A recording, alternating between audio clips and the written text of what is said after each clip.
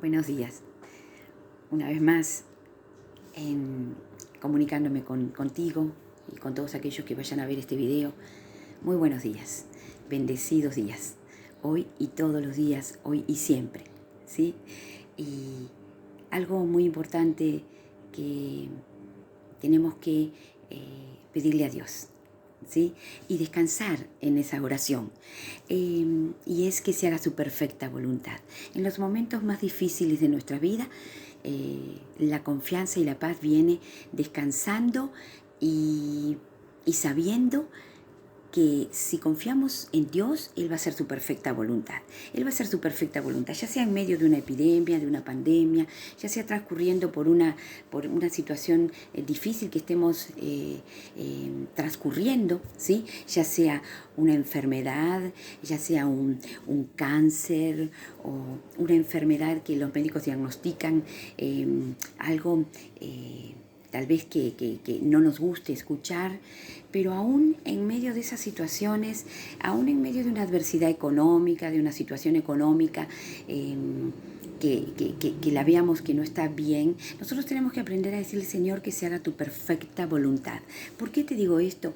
Porque la voluntad de Dios siempre es perfecta y siempre es buena, porque los caminos de Dios son siempre buenos para nosotros, porque Él tiene pensamientos de bien y no de mal, tiene pensamientos de paz y no de perturbación ni de guerra, ¿sí? Si bien estamos en esta vida y mientras estemos en esta tierra vamos a estar en una continua batalla, ¿sí? A favor de nuestras propias vidas, tenemos que saber que los pensamientos de Dios hacia nosotros son pensamientos de paz y de bendición, de paz y de bondad, y no de mal. Por eso tenemos que acostumbrarnos, y yo te insto en esta mañana a acostumbrarnos a decirle a Dios en medio de toda adversidad, de toda situación contraria a lo que nosotros podemos llegar a querer o a desear, ¿verdad? Tenemos que decirle, Señor, haz tu perfecta voluntad, ¿sí?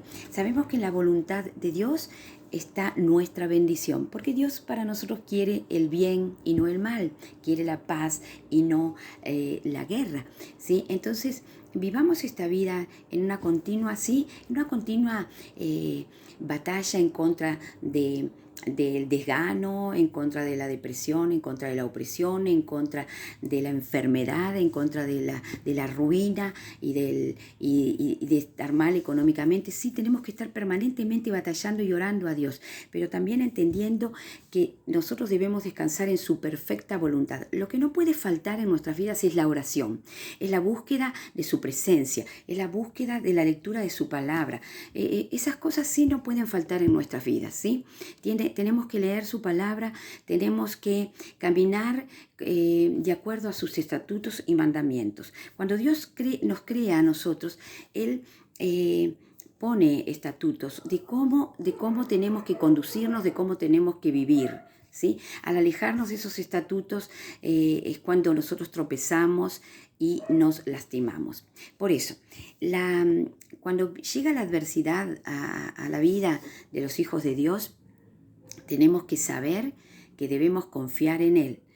Y no hay nada mejor que confiar en su perfecta voluntad, ¿sí? Su voluntad siempre va a ser perfecta, porque tenemos que tener siempre presente que los pensamientos de Dios hacia nosotros son de bien y no de mal, son de paz y no de perturbación y de conflictos, ¿sí?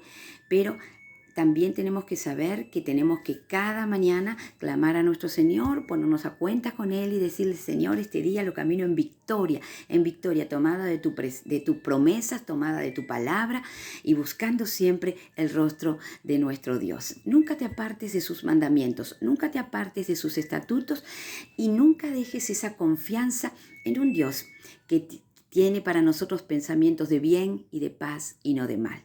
Que Dios te bendiga este día y todos los días de tu vida. Bendiciones en abundancia y vivamos confiados en el amor y la protección de nuestro Señor Jesucristo. Te bendigo.